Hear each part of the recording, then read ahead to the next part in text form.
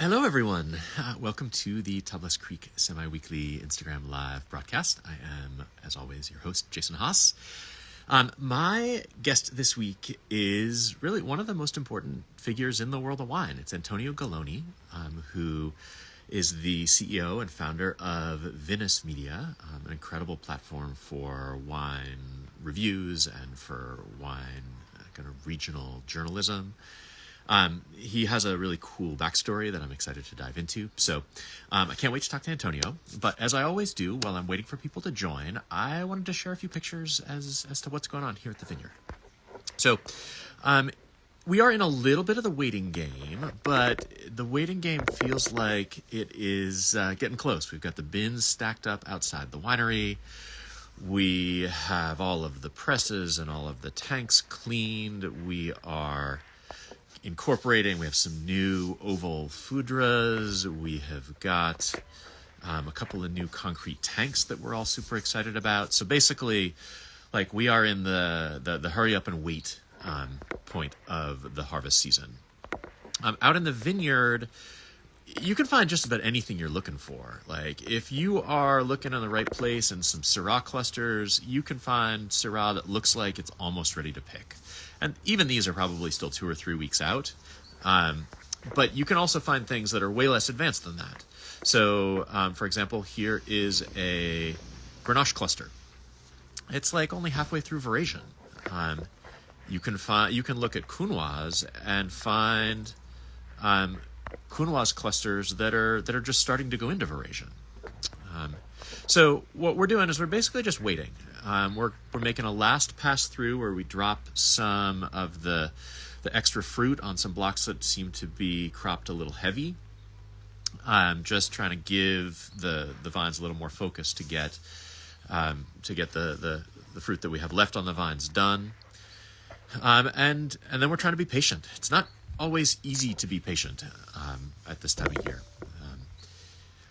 One thing that we have going in our favor is that after quite a cool first half of the growing season, really through the end of June, and then a really hot next 6 weeks between the beginning of July and the first 10 days or so of August, it has settled into this absolutely lovely weather pattern. It's probably, upper 80s today. It's been basically like that for the last week. It's supposed to be similar going forwards. It's perfect ripening conditions. The vineyard looks great. It often looks kind of ragged at this time of year, just from the stresses of the growing season, the hot days, the sun, the cold nights, the fact that it hasn't rained here since April. I mean, all of those, it's a high stress environment. If you look out at the vines, like, you really can't tell. And that's a great sign that our regenerative organic practices are working, that we got enough rain last winter to keep things going, and overall that things are on a good track. So right now we're feeling really optimistic about what the 2024 harvest is going to look like. Our guess is that we'll get the first fruit, probably not off of the estate. We'll get some maybe Pinot over from my place in the Templeton Gap. Probably the first couple things from Patalan next week, but we won't really get started in a serious way from the Tablas Estate fruit until probably the week after, and even then it'll start slow. We're guessing we're not going to be really, really ramping up until the second half of September. So that's it. That's the quick snapshot as to what we got going on here in Paso Robles. So I will now invite Antonio to join. And hopefully this will work as smoothly as it did during our test. So, okay, send him through the invite now.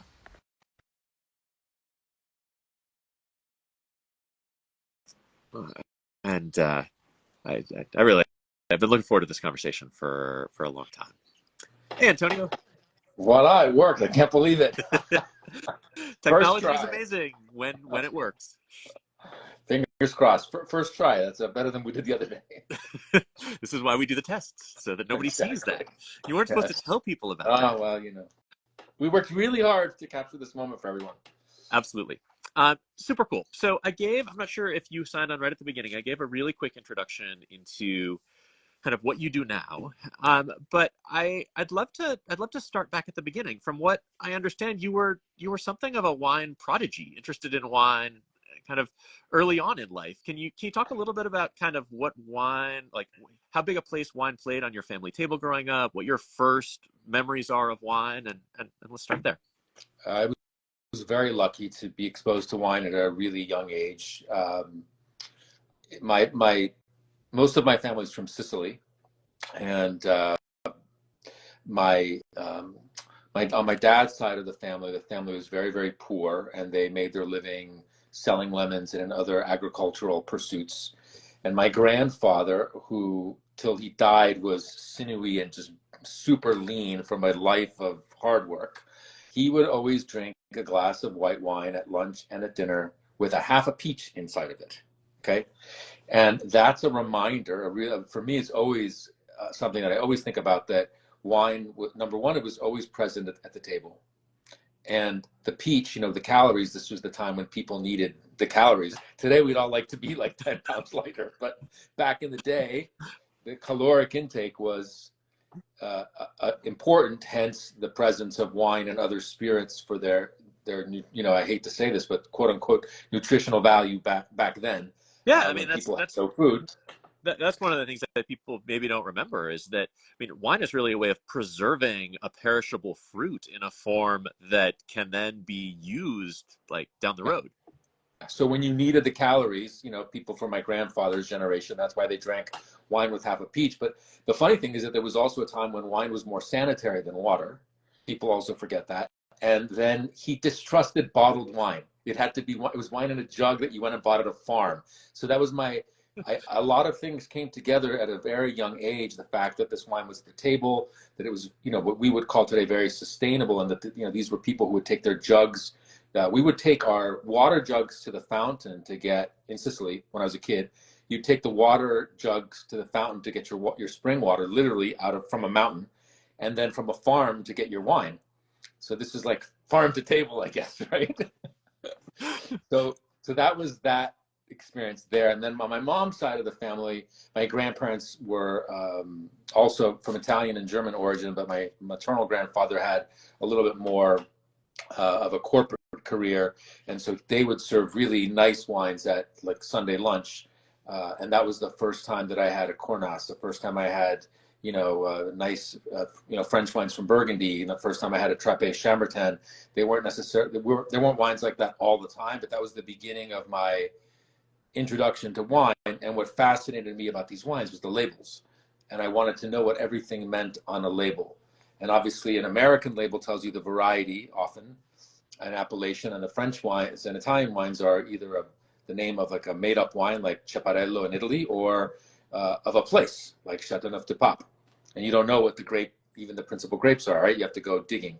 So I just loved the complexity of these labels. And then, when I was in high school, I was a very bad student.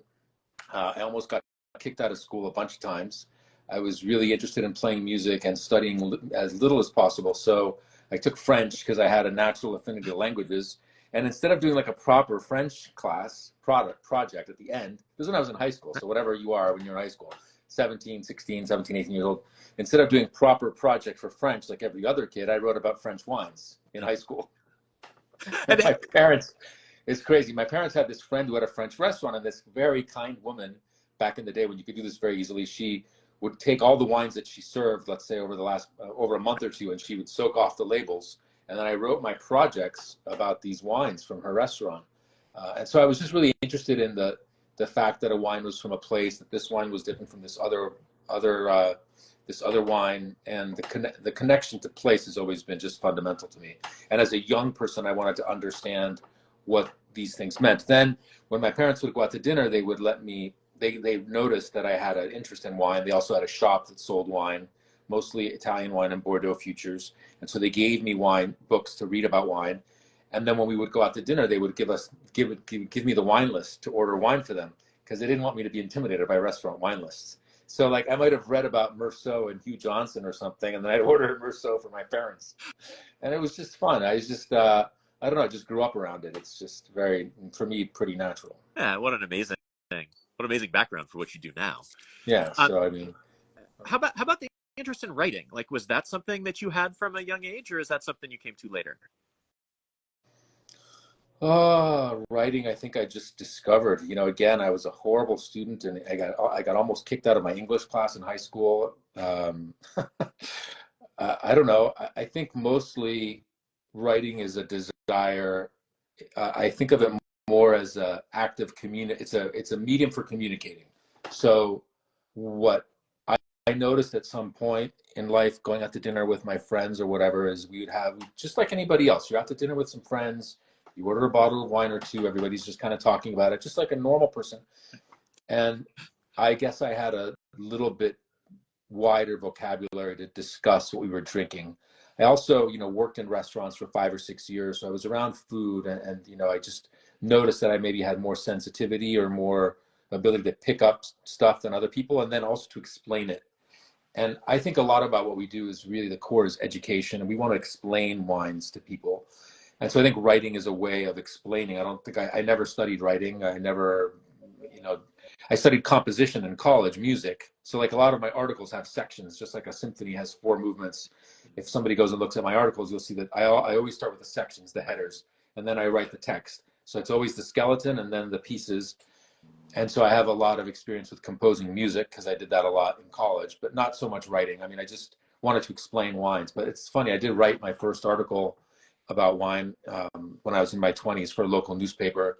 I think that part just came natural to me, but it's really more about I have this thing I want you to kind of, I hope that I can transmit something of this to you, and writing is the way to do it, you know. Cool.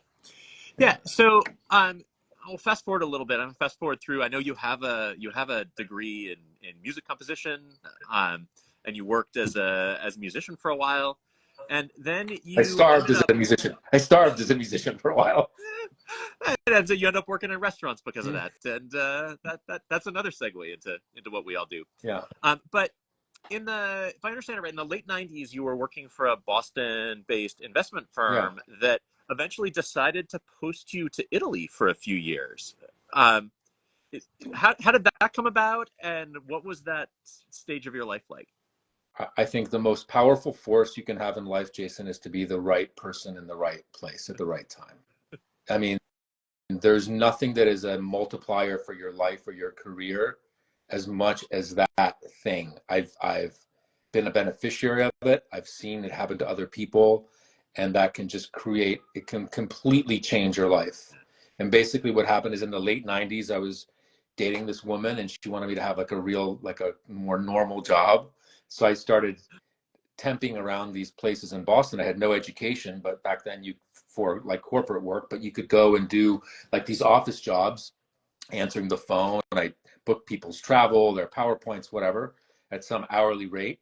And I ended up at this company that was a mutual fund company, was growing really quickly. And I happened to be posted on one of the very senior floors. And since most people at that stage of their career are trying to climb the corporate ladder, but I had no interest in pursuing this profession at all. So I think that allowed me to be just more naturally myself. And probably people in those positions are used to people trying to kiss up to them all the time. And they probably have a pretty good BS filter. And they must have decided that I had no agenda with them because I didn't. I just delivered their mail and answered the phone call and booked their meetings. And so you get to know people, and on a human level, you start to talk to people. And I was very fortunate because I grew up in Latin America. I lived in Venezuela till I was 11 years old. So Spanish is my first language. If you come over to my parents' house for dinner, we speak Spanish at the house. That's the language. That's the language of the house. And then I grew up studying languages, and that also came kind of natural to me. So I ended up at this company, Putnam Investments, in the late 90s, speaking four languages, and they were expanding globally. And they're like, you could have an incredible career here. And that I just happened to be in the right place at the right time. I had no education, no background in finance, but I had a skill that other people don't have, and a facility in using that skill, not just an academic knowledge of the languages, but also an ability to talk to people and present. Because everything in life is a tool, and for me, music made it very natural for me to talk to people, to go give presentations, to just, I'm not, I'm pretty timid. And people who know me, I'm pretty timid as a person, but professionally, I have no problem speaking to large groups of people, communicating in different languages, being at the table, whatever. And it just happened to be that they could give me the skills I didn't have, which was a training in finance. And I had all these other things because of my background that just happened to be useful to them. So that's just kind of how it happened. So cool. But it was just really, look, it's just dumb luck. It's like you're in the right place at the right time. An opportunity comes along. You know, there's these moments in life where you have to go left or right, and whatever decision you make can really fundamentally change things for you. And it did for me. So I think the moment when most people in the wine world became aware of you is when you started publishing the Piedmont Report in, what was that, like 03 or 04? Yeah, around the end of 03, beginning of 04. Yeah. So when you started doing that, like, were you thinking that this would become a full-time gig? Were you doing it on the side while still doing the investment stuff? What were you thinking of it at that point? Well, my initial idea, which is still an idea that one day it'll happen, but I really wanted to write a book about Barolo and Barbaresco. So my dad, when I was a kid, he told me there were two great wines in the world, Barolo and Champagne. So, I mean, there's many more, but that's certainly not a bad place to start. Would like to have a word. Yeah. So, and I always enjoyed watching the pleasure that he took in enjoying a really great bottle of wine. I mean, it profoundly moved him. And even now, like when I go home and see my parents, I love bringing wine to drink with them because they really respond to it. These wines are a magical beverage. It's just a wonderful thing. You're capturing a place, a vintage as interpreted by people, and they're giving you this time capsule. And then you open the wine 5 or 10 years later, or 20 years later, whatever. And it's just like this incredible gift. You know, each bottle to me is an incredible thing. And then if you can share it with people in a moment, that's like the apex of life, you know? So fabulous. So basically what happened is that corporate job took me to Italy for 3 years. I lived there as an expat, and I had a lot of free time because let's just say that the pace of work in Italy is a little different than it is in the States. And I loved those wines, and Piedmont was really close. It's a 2.5 hour drive from Milan, probably 2.5 hours the way I drive, but 2 hours the way an Italian drives. And I just started going there a lot. And Piedmont is an incredible place, even now, because you're meeting with the people who've actually made the wines with their hands. It's for those families who make those great Barolos and Barbarescos that we love. Wine making is not a job, it's a way of life. They often live on their farm. You know, I never asked it. A lot of times I wouldn't, you know, if I see that a producer has their vegetable garden near their vineyards, I have pretty high certainty that they're not intervening in their vineyards any more than necessary because they're living off this land, you know? And I just fell in love with the whole Italian version of the vigneron culture, the wines made by hand by families. And you could go visit these producers on Saturdays and Sundays, and they would open their doors to you. And because of the way that these wines are made with several years in barrel, you could also taste multiple vintages at once. So it was not uncommon to taste 3 or 4 vintages of each wine, single vineyard wines. And if you do that over a period of time, you end up with an incredible library of kind of information, you know, like I'm going to taste, I don't know, take a family like the Scavinos or the Altares or the Clericos that made 3 or 4 different single vineyard wines or more. You taste 3 or 4 vintages of those a couple times a year, and all of a sudden you have this, you could really understand the vintages and understand how the wines develop. So it was really an incredible education. And then, but I noticed that there wasn't a lot of information about those wines for the consumer. I wanted to write a book, but people knew that I kind of knew these wines a little bit, and they kept asking me, what do you think about this? And what do you think about that? And I had tasted all those wines. And so I just started to write a little newsletter for fun. It was mostly, you know, so in 2003, realizing I knew nothing about finance. I mean, like zero. I mean, these companies, they're wonderful companies. The company that I work for was wonderful, but they do kind of give you the Kool-Aid, you know? Right. And at some point you realize, you learn, like at the beginning, it's like, oh, this is wonderful. And then after a little while, you're like, well, there may be something beyond this, right? So I decided to get a proper education in business. I'm like, I'm going to go to a business school and get a proper education because I had this kind of like a guilt complex. Like I don't belong in this job. I haven't really earned it. I don't have the fun. I knew it though. I knew I didn't have the fundamental grounding in these concepts.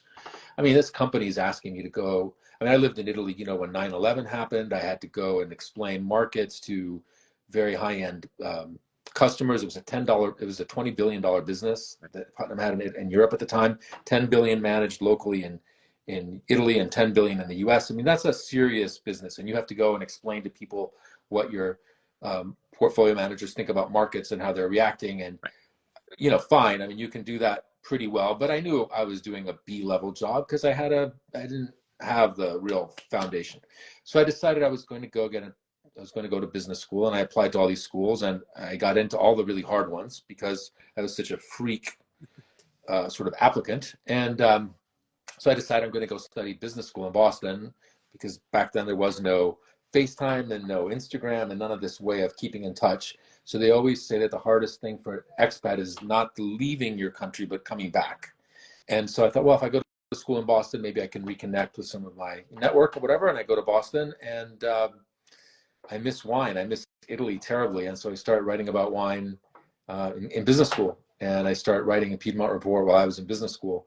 I would take the concepts that I was learning in school, like about marketing, about pricing, and I would apply them to this little newsletter that I had. And it was just totally a passion project that was a kind of like a distraction. I never really thought it would develop into anything.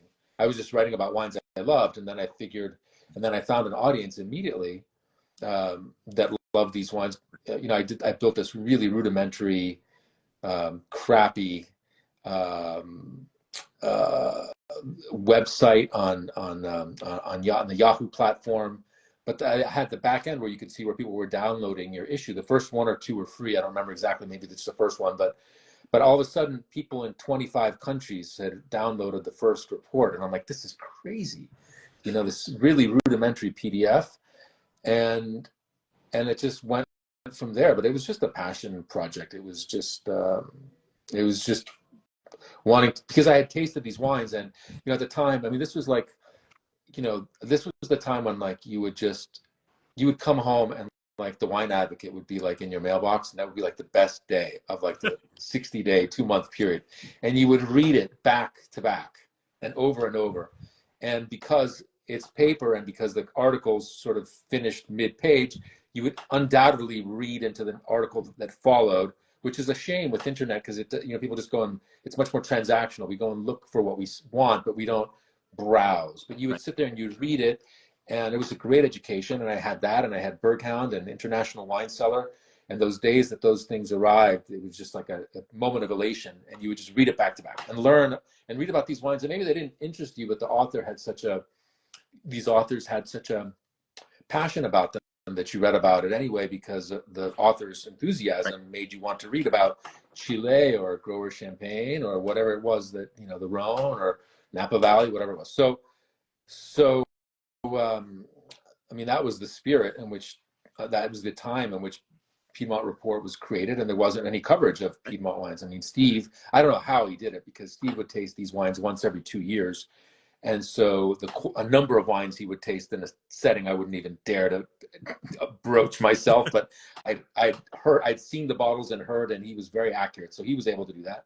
That's a lesson that you should never really take your own take somebody else's ability and compare it to yours in any way, because it's just like, yeah, I can go to the gym and I can see somebody lifting weights that I could never dare to do, but that doesn't mean somebody else can't do it. Right. So Steve could taste these wines accurately, and he could do it, but I wouldn't want to do it myself. But anyway, and then, Bob had Daniel Thomas's, who was brilliant, but he just published very sporadically.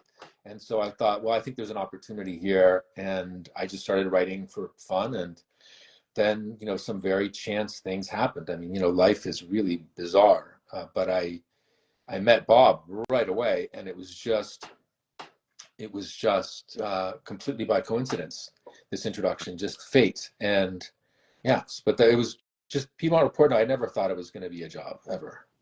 So, but just so that people know, and Bob, you're talking about Bob Parker. Yeah. And I think it may be hard in this day and age for people to kind of feel the power that he had at that time. And he was still the emperor of wine. That was, I mean, he could really make and break people's fortunes. And it's different now. I mean, it's a more diverse and more available and also more fractured media landscape. But I mean, he recruited you to join the Wine Advocate, kind of be his second in command in what, like, was that '06?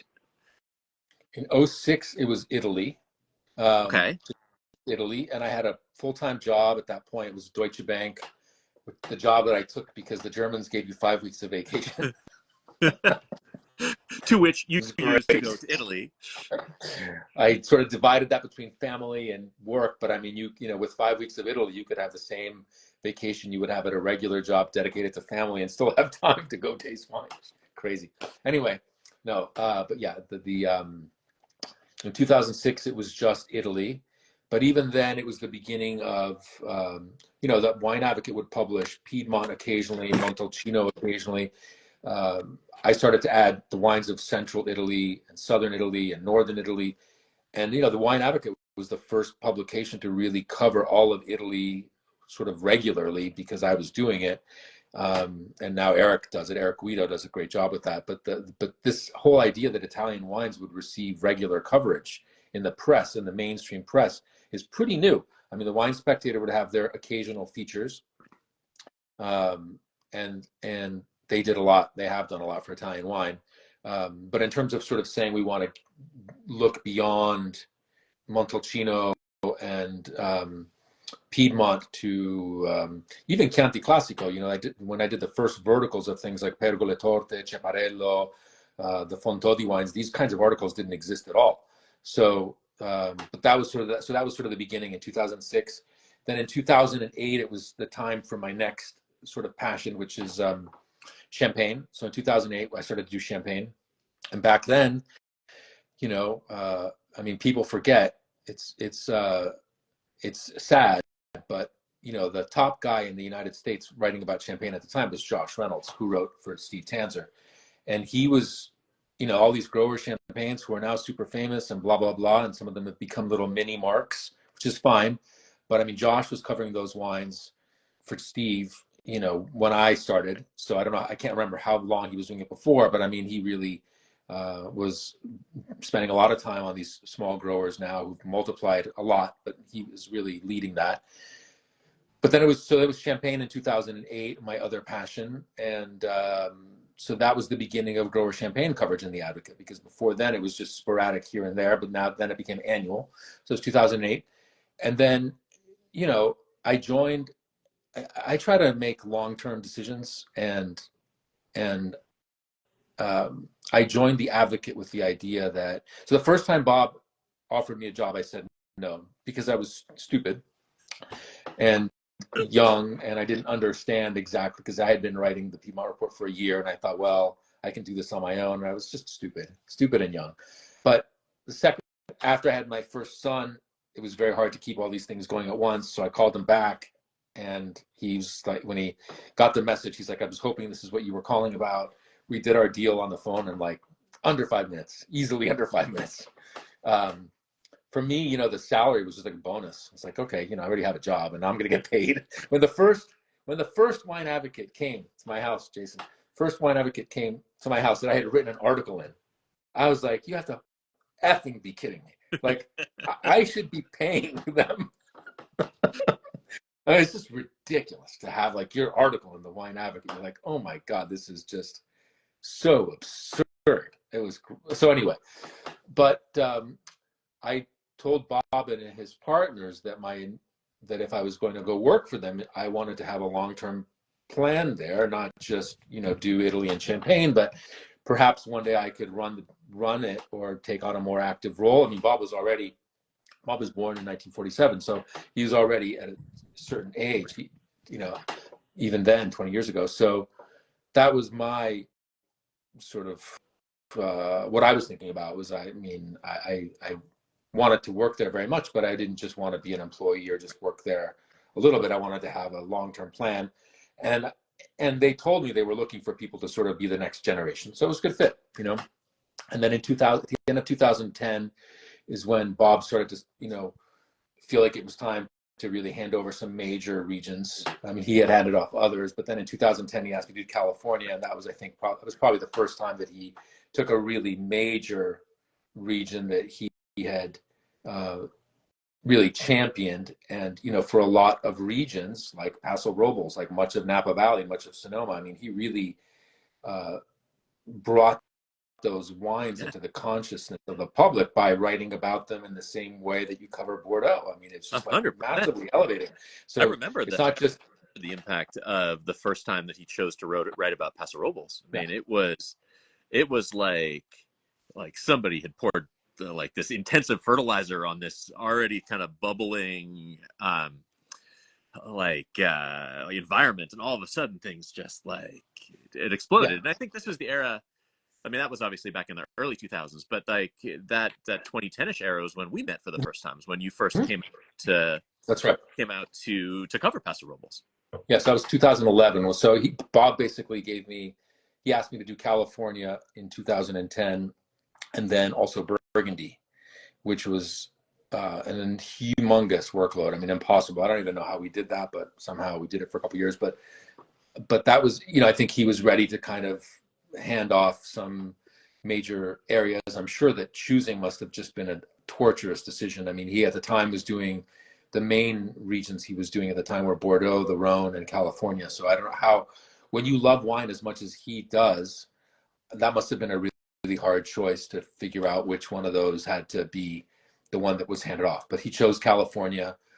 And so in 2011 is when I started coming out to do, the Central Coast and Sonoma and Napa. Cool.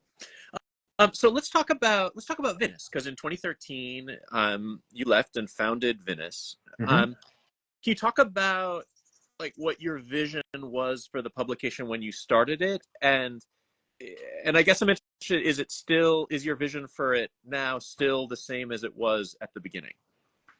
Yeah, I mean, the whole idea was, I mean, we love wine. We love wine. We love everything about it. We love the people and the families who dedicate their lives to make these beverages, the vineyards, the places, the whole culture of wine. I think we're in a war right now because our way of life is being threatened by these external forces, which we may have time to talk about today or not. But we love everything that wine represents: culture, history, getting together with people that you love, your friends, your family, celebrating special occasions, or the everyday glass that accompanies every meal. So it starts off with the fact that we have a profound love of wine. And what we wanted for Vinous was that it would be a modern platform. So we wanted to really bring together the best and brightest voices. So it's always been a goal of ours to hire the very best people and to give them an avenue for growth. So I think probably Vinous has created more good paying jobs for wine writers than anybody in the last several decades, easy. And with it, and it's not just about that, but it's about giving people a chance to grow. So Eric Guido joined us in 2020. We had all these plans. Then there was a little thing called COVID-19. It all gets scrapped.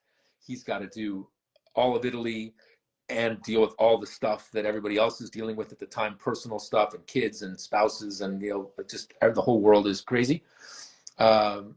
And now he's taken on a bunch of other new regions, so that's great. That's what we hope to see, is that sort of growth. So we wanted to hire the best people and then give them avenues for growth while also discovering young talents, which is why we have a young writers contest every year, and really bring together the best voices of wine in one place.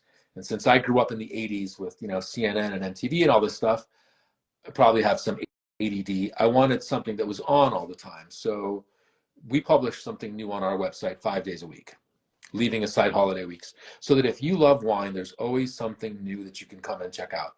Maybe it's a big article. So we just published, my Santa Barbara reports, like 900 plus wines. Maybe it's a major thing like that.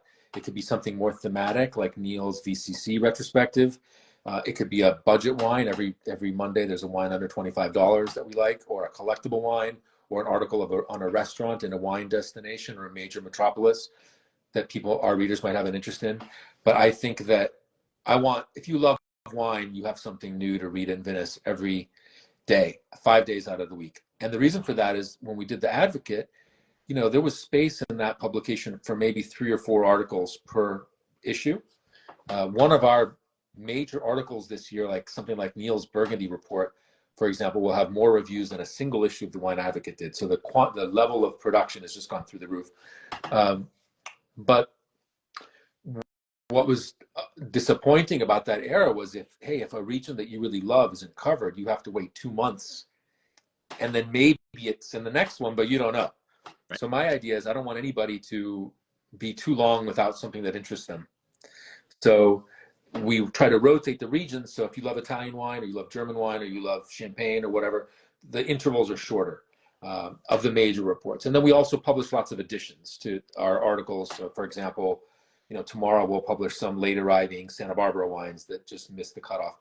So we're always updating the website. But the whole idea was to be contemporary, to have things more streamed, to have things on all the time, to have something to read all the time, and to have really great voices, a collection of voices that can articulate their things on wine. I mean, I did not call my company after me, despite the fact that I was strongly advised to do so by a lot of people, including a lot of people who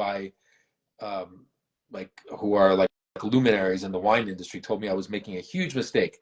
And the jury's not out yet. They may be right, but I wanted something that was not dependent on me, or not dependent solely on me, and that had the best people around. And we had this big event, as you know, and in March we had the whole team here, and I just look at these people, and I'm just inspired by their passion for wine, their enthusiasm. Maybe it's Angus from Australia, or Nicholas from Switzerland, or Rebecca, or Anne Kribel, or Neil Martin,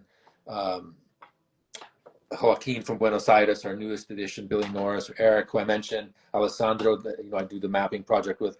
I look at these people and they inspire me, and I just want selfishly to be surrounded by the really best people, because I know that will elevate, that will make me better. So when I was in high school or college, I read this interview with Pat Metheny, who's a very noted jazz guitar player, and he said the secret is really to surround yourself with the best people, the best musicians that you can, because that will elevate your level. And that really stuck with me. So for me, I look at our writers and I think I want to be inspired. And when I'm in a room with those people, and the people who've worked with us before, David Schiltneck, Josh Reynolds, it's just, you're so inspired by their skill. And a guy like David, like Schiltneck, I mean, he knows more about regions he doesn't cover than some of the people who cover those regions. You're like, how do you know this? How is this possible? This minutia. I mean, it's just like out of nowhere. And when he and Josh would talk, he'd be like, I'm just going to go in the corner and be quiet. I'm not going to say anything. I'm just going to listen to them talk. And that's what I want. I want those people. I want them to work in our team, and we want to support them and give them the tools that they need to produce their best work. And that's kind of the goal. So that's what Vinous is supposed to be, with the focus on education. So the scores to me are less important than all the contextual things. Right. So of course there's a number attached to a review, but we're trying to really convey something about, hey, what was your growing season like? And what were your yields like? And how did you react? And did this mean you had to do shorter ferments? Did this mean did you change your stem inclusion on some grapes? Did you change the yellow outs? We're trying to really elevate the discussion of wine by giving more context, perhaps, than maybe some other publications choose to do. That absolutely comes through in the articles. I mean, there's so much, not just knowledge, but like understanding that comes through in those articles. And I wanted to pick up on one of the things that you said just a couple minutes ago, which was that you chose not to name Vinous after you. Your new platform after you. That was exactly the same decision that my dad made in founding Vineyard Brands. Like in that era, there had not been an importer who did not name his import company after himself. But he wanted a company that could thrive even like after he was gone. He could hand it off and it would be something that was not like then a shadow of what it was, because it was tied inextricably to his name. So I feel that. That's yeah, and some of those companies that are named after people, they struggle in their second generation, So yeah. So we are already like 5 minutes over the time that I try to I'm limit these to. good. Uh, I figured that would happen, so I'm good. Don't worry uh, about it. You can ask me whatever you want. I did want to ask one more question. You've mentioned Josh Reynolds a couple of times. We lost him now, what, a year and a half ago, more or less. Yeah. He reviewed Tablas Creek and the wines of Paso Robles for Venice, and before that for Steve's, the International Wine Cellar, since the late 2000s. I was wondering if you had like a favorite memory of him you wanted to share. It's, the thing about Josh is that it's just, he was the person who, well, there's two things. One is he was always really tied in with all the gossip. So if you wanted to gossip, he always knew everything about people and probably things I shouldn't know. But no, more than that, it's, the thing that I carry the most about Josh with me is that a lot of times I, get to a point and I think, oh, what should I do here? Or I'm thinking about something, and I think, oh, I'll just ask Josh. And damn it, he's not around, and it pisses me off. And I think the biggest thing is that his knowledge of wine was so deep, and it was so just. I mean, you're talking about somebody who had worked in the wine industry since the 80s and had seen all of these things happen. And there's just nothing like perspective, knowing which wines used to sit on retailer floors for years, and now they're like hundreds of dollars a bottle, if not more, if you can buy one, if you have the privilege to buy one, these things. So I think that it's just, I just admired how much he knew about wine, and even places that you wouldn't associate with him. I mean, you mentioned some of the regions that he covered, but he also knew a hell of a lot about regions that, you don't usually associate with him, like Bordeaux and things like that. So, yeah. Nice. So you Can we answer one of the questions here, Jason? It's about how were the winemakers when I started to do California in 13? Sure, please. People might have an interest, and then I'll answer. I didn't know it was a half-hour limit, so I'm good after that. But no, I have to say that winemakers were incredibly welcoming to me, and I was kind of terrified. I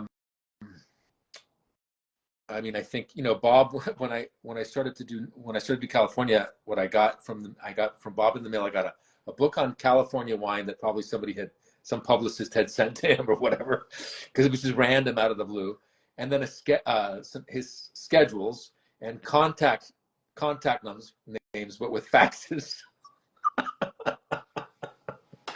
And then there was a little yellow Post-it that said, "Call me if you need anything." That was it. Okay, go.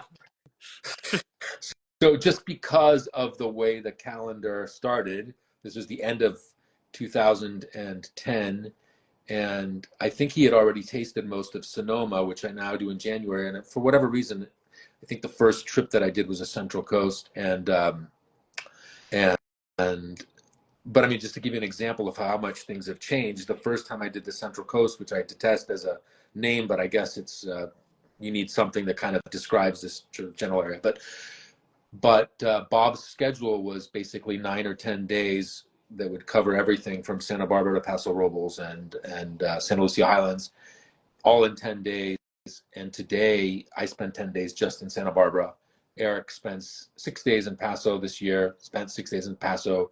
Our newest editor, Billy Norris, did a day in Santa Lucia Highlands and another day in the Santa Cruz Mountains. So we have doubled the amount of time that we spend on the road, because there's many more estates that are making really exciting wines. And, we love to do that. But I'd say winemakers were extremely welcoming. I mean, I think probably the place where there was the greatest trepidation was Napa Valley, because people are like, well, who the hell are you?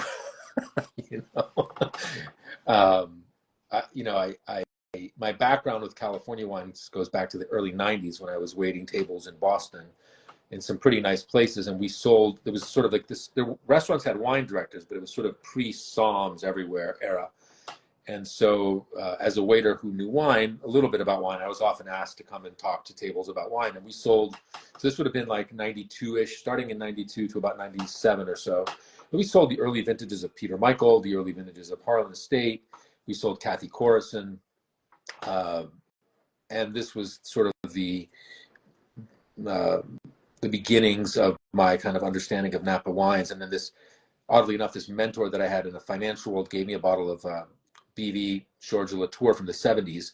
And that was the first time that I tasted a mature Napa wine. And obviously that's a whole other world, right? But you look, when I went to California in 2013, nobody knew who I was. I was a person who reviewed Italian wine and champagne. And in Napa Valley, people were like, who are you? And which is completely justifiable.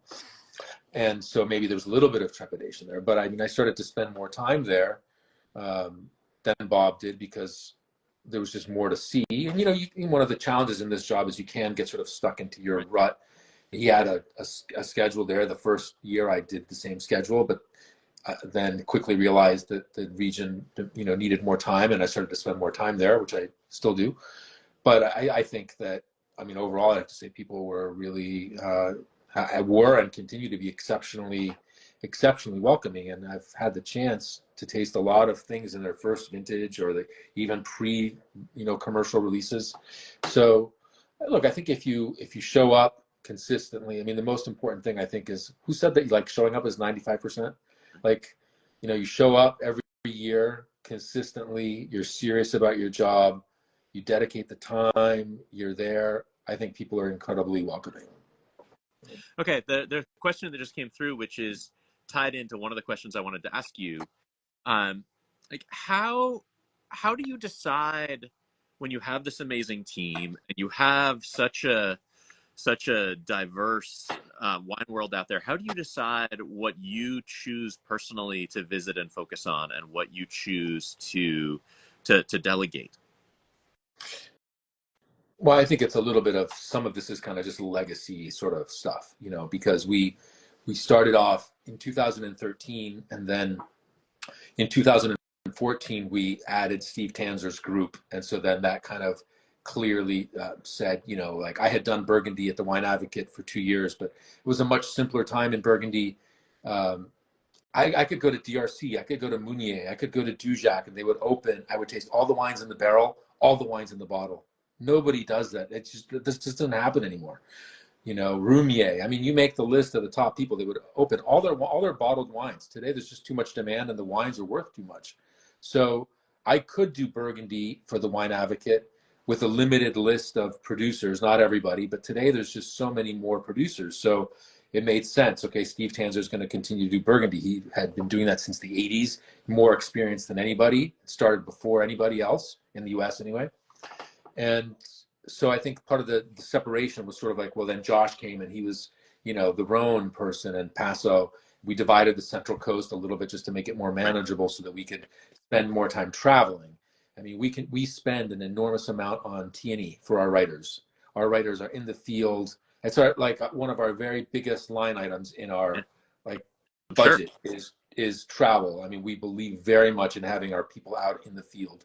So we divided the Central Coast so Josh could spend more time in Paso and the Santa Lucia Highlands, and I could dedicate more to Santa Barbara, because I thought that was it needed more attention. So I think some of the differentiation of regions kind of started back in the day with just some sort of, we had people for specific things. And then we've met some wonderful people over the years. Like we have Angus Hughson in Australia, and so he's doing that. And he's done more regional reports. We just did Barossa, just pure Barossa. He's brought more regional focus to Australia. Joaquin Hidalgo in Chile and Argentina. And then when Josh Reynolds passed away, obviously Argentina is nowhere near Spain, but again, I wanted to have, he's done a phenomenal job for us, and I wanted to have something to reward him with. So now he does Spain with a regional focus. And so that's great for him, because if you're living in Buenos Aires, you're really stuck in that part of the world. It's very difficult to taste wines from other regions. It's very closed from everywhere else. So now he gets to go to Spain a few times a year. Great. But it's basically, I have the regions that I have done or historically did, Napa Valley. Bordeaux I added with when we founded Vinous, but I always knew that Bordeaux is a particularly unique region because the production of the wines is so big for most of these estates. They have a global audience, and I thought it would be really fun to have dual perspectives, kind of a more American perspective and a British perspective. So that's the one region where we have 2 reports published simultaneously, which is me and Neil. And then the rest just sort of kind of got divided. I mean, like Italy was just too big for me to do at a time, but we had Ian D'Agata, who did great. So then when Eric joined, he sort of took over the parts of Italy that I'm less familiar with, and I kept Piedmont and Chianti Classico, coastal Tuscany. So we divided Italy, and the rest has just kind of fallen into place. Unfortunately, not probably, for sure, Josh's passing is the hardest thing I've had to deal with in the 11 or 12 years of running this company. So that was really a shock, but that did result in the reassigning of some regions to other people. But we're a long way past the era when like one reviewer can do justice to the entire world. Like the world of wine is just too big. I mean, it's not even. I mean, it's impossible. I mean, I don't know how many people we have writing. Some of the more business-oriented vintners sometimes ask me what my payroll is, and I'm like, I don't want to know. but okay, we are approaching an hour. I have one real question left. Yes, and then like, how do people learn more question? But so the last real question I have is, like, are there parts of the world that you think are still flying under the radar that deserve, or styles or categories that you think are really exciting that might not be on people's radars yet?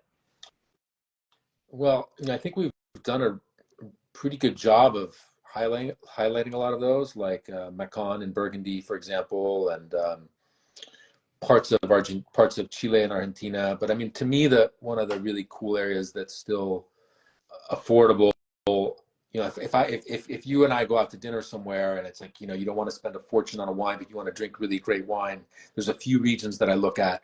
And one of the places for more in Europe that I would look at is Alto Piemonte, where you have these vineyards that were basically completely neglected for decades, and now these producers are bringing them back to life. So you have this kind of artisan, site-specific, with funky Italian varieties thing happening, and I think that's really interesting because the wines they age beautifully, they're very elegant, they're great with food, they can be powerful if you want power. There's mostly Nebbiolo-based wines. Nebbiolo is a wonderfully complex grape because it can give you also a big range of expression. So I'd probably say that if I were looking in Europe. And then, I'm a big fan of Santa Barbara, not just because maybe it's on my mind because we just published a report, but I think that cool climate Chardonnay and Pinot Noir from specific vineyards is really exciting. I think Paso has more of an estate model. And so you're like estate by estate, right. Like, whereas I think that Santa Barbara has that kind of more quote unquote Burgundian approach, in that you have vineyards that supply fruit to lots of people. So it could be Sanford and Benedict or Rinconada or Zodovich or whatever you want. Yeah. And so there's something about that to me is really exciting. But that's just the stuff that I know. If our whole editorial team were here, they'd say, no, it's Austrian Pinot Noir, you idiot.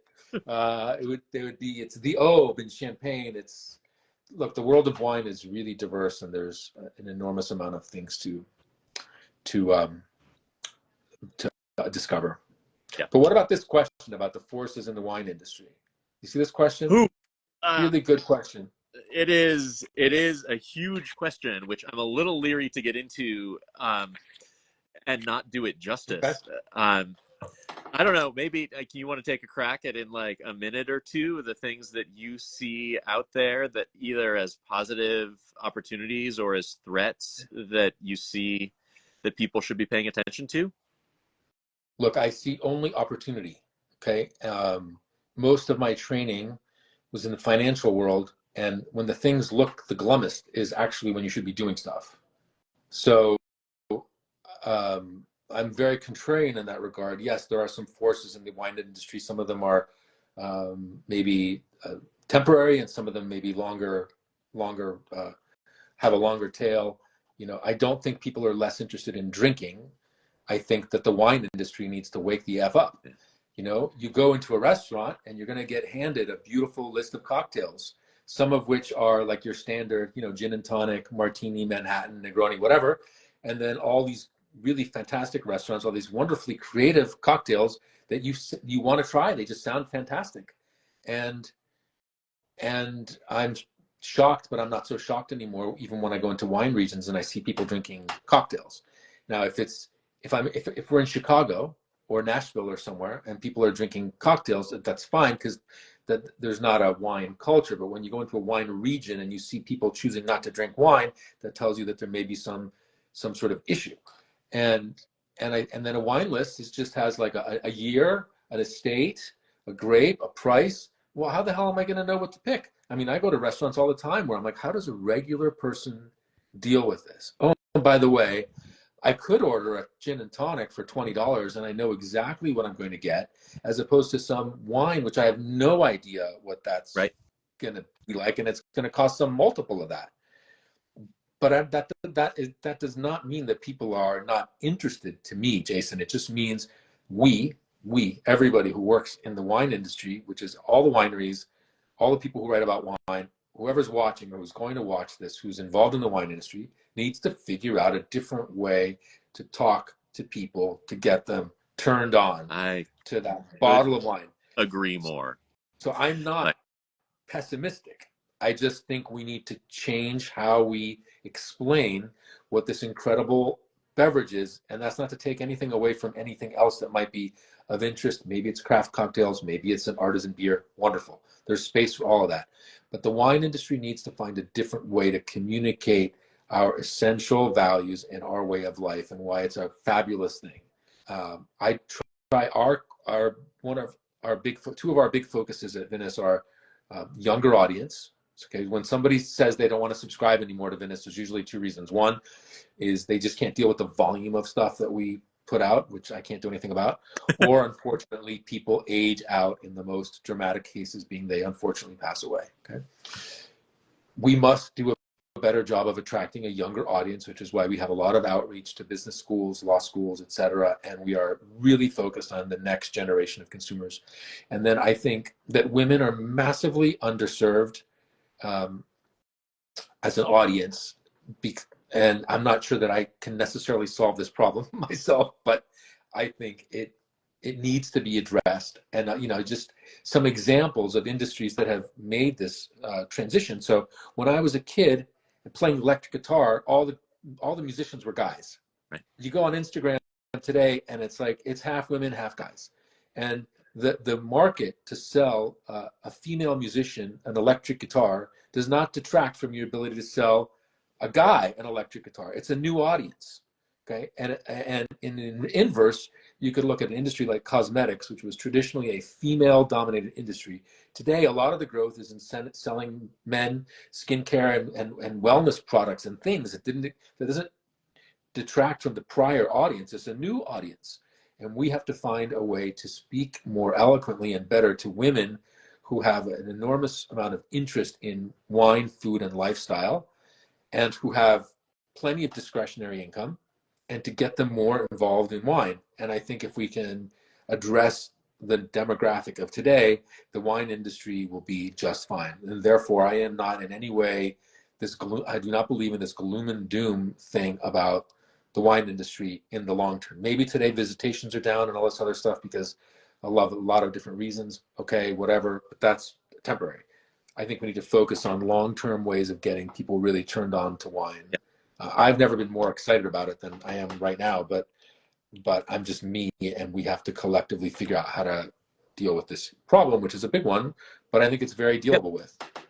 I mean, I think you're playing a really important role in bringing all of this incredible diversity and all of this history and all of this culture that's involved in wine, like, to people where in a way that they can access it. And I really do think that is a huge piece of the battle.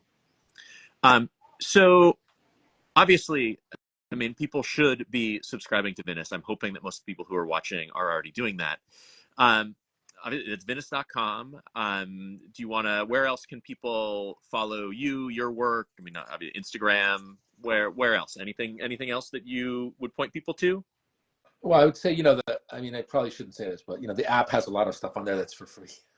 So you can download the Vinous app, and there's a lot of stuff there that doesn't require a subscription. the subscription is the way to obviously access all the full content and the reviews and the restaurant articles and all that other stuff. Yeah, my Instagram, all of our critics have Instagrams as well. I think one of the coolest things about our website is the forum where people can ask questions of the reviewers.